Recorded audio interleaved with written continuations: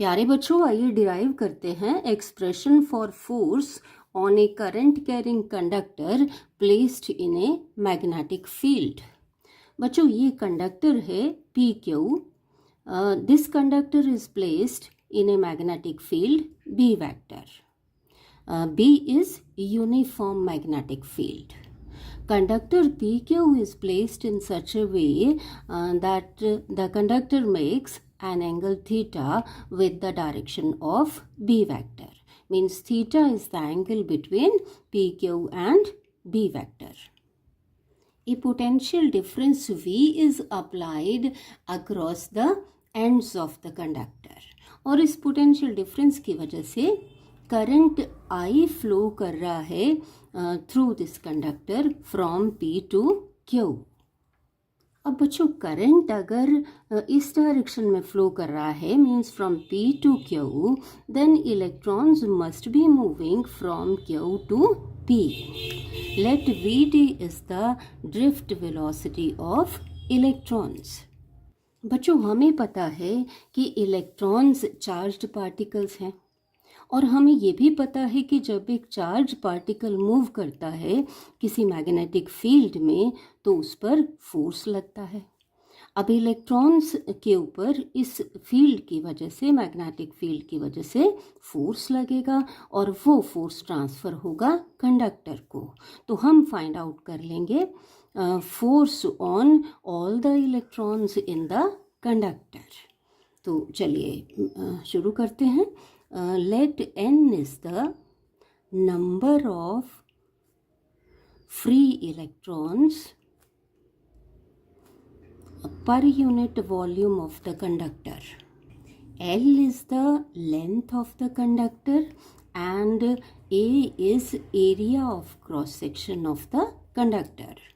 Volume कितना हो जाएगा कंडक्टर का? Volume of conductor P Q is equal to area of cross section into length. अब unit volume में कितने फ्री इलेक्ट्रॉन्स हैं? n। तो A इंटू एल वॉल्यूम में कितने फ्री इलेक्ट्रॉन्स होंगे? n into A into L. So we find out total number of free electrons in PQ. This is equal to, let's call it n, and this will be equal to n into A into L. इतने electrons हैं और हमें पता है कि charge on one electron कितना है? It is equal to -e।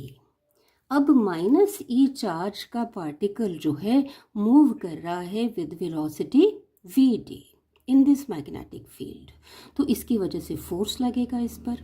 तो चलिए फाइंड आउट कर लेते हैं force on one electron.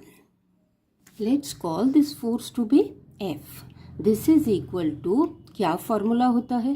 Charge है -e into V vector cross B vector. यहाँ वेलोसिटी कितनी है इलेक्ट्रॉन की? Vd। तो यहाँ हम ले लेंगे Vd -e charge into Vd cross B vector. अब हम फाइंड आउट कर लेते हैं force on all electrons.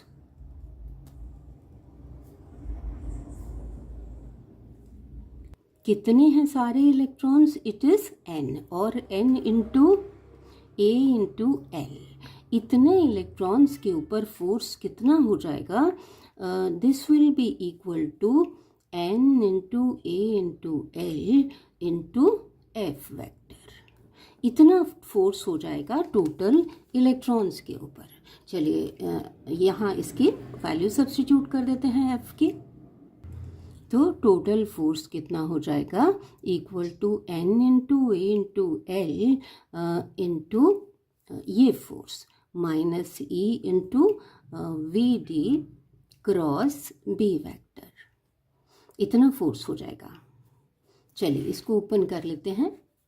F is equal to n into A into L into E, ये माइनस साइन यहाँ लगा लिया, इसको ओपन कर लिया क्रॉस प्रोडक्ट को, Vd into B into sine of the angle between Vd and B vector.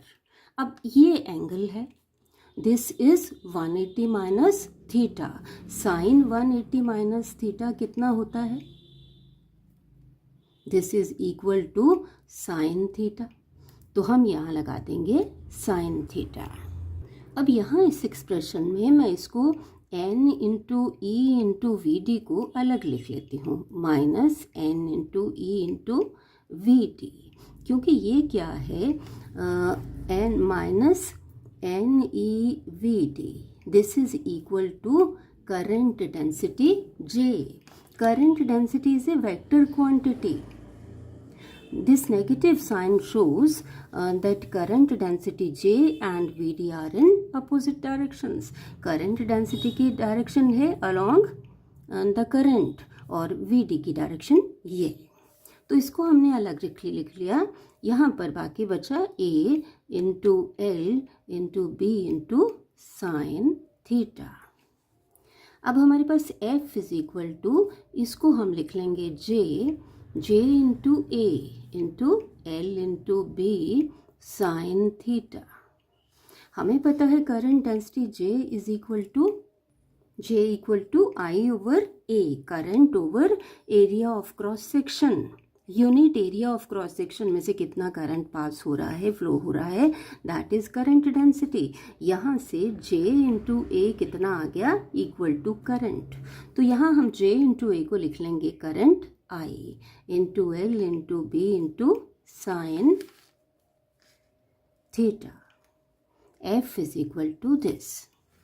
अब यहाँ करंट डेंसिटी का जो वेक्टर है उसको हम L पर ट्रांसफ़र कर देंगे और हम इसको ऐसे लिख लेंगे I L into B into sine theta को L vector cross B vector.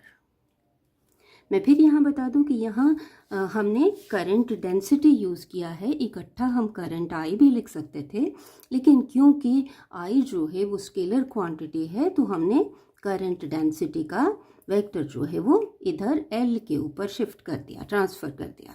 तो हमारे पास फोर्स के लिए एक्सप्रेशन आ गया I L vector cross B vector. L vector is a vector whose magnitude is L and direction is same as that of current density. तो force on current carrying conductor कितना हो गया, I L vector cross B vector. चलिए direction of force की बात करते हैं। Direction of force is given by right hand rule. तो कैसे लगाते हैं, जैसे हमने पहले भी पढ़ा था। अब L वेक्टर की डायरेक्शन ये है, B वेक्टर की डायरेक्शन ये है। हम फिंगर्स को कर्ल करें from L vector to B vector, देखिए कि थंब जा रहा है ऊपर की तरफ। So we can say that if L vector and B vector are in the plane of the paper, then force vector F is perpendicular to the plane of the paper directed outward. चलिए special cases discuss कर लेते हैं। So F is equal to, F in magnitude is equal to I into L into B into sin theta. अब if theta is equal to 0 और 180 degree तो force कितना हो जाएगा, F इज इक्वल टू 0। यानी अगर कंडक्टर पी क्यू जो है मैग्नेटिक फील्ड की डायरेक्शन में है या मैग्नेटिक फील्ड जो है कंडक्टर की डायरेक्शन में है तो उस पर कोई भी फोर्स नहीं लगेगा।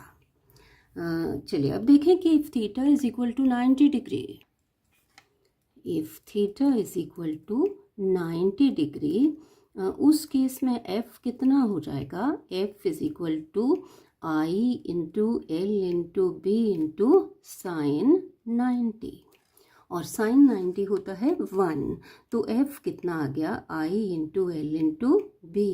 अब क्योंकि 1 जो है मैक्सिमम वैल्यू है साइन थीटा की, तो ये फोर्स कितना होगा, मैक्सिमम। मीन्स कि अगर कंडक्टर जो है फील्ड के परपेंडिकुलर है मैग्नेटिक फील्ड के, तो उस केस में फोर्स जो है कितना लगेगा, आई एल इंटू बी, और ये मैक्सिमम फोर्स। मतलब कि बी वेक्टर जो है वो से कि इस डायरेक्शन में हो जाए, उस केस में फोर्स की डायरेक्शन हम राइट हैंड रूल से भी दे सकते हैं उसी तरीके से, और फ्लेमिंग्स लेफ्ट हैंड रूल से भी दे सकते हैं।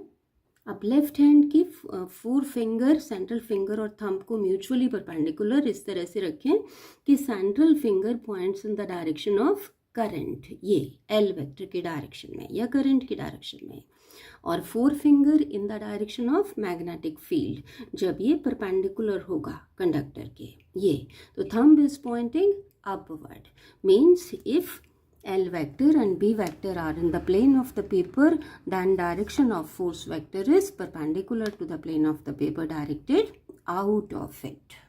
So बच्चों, I am sure you have followed. Thank you.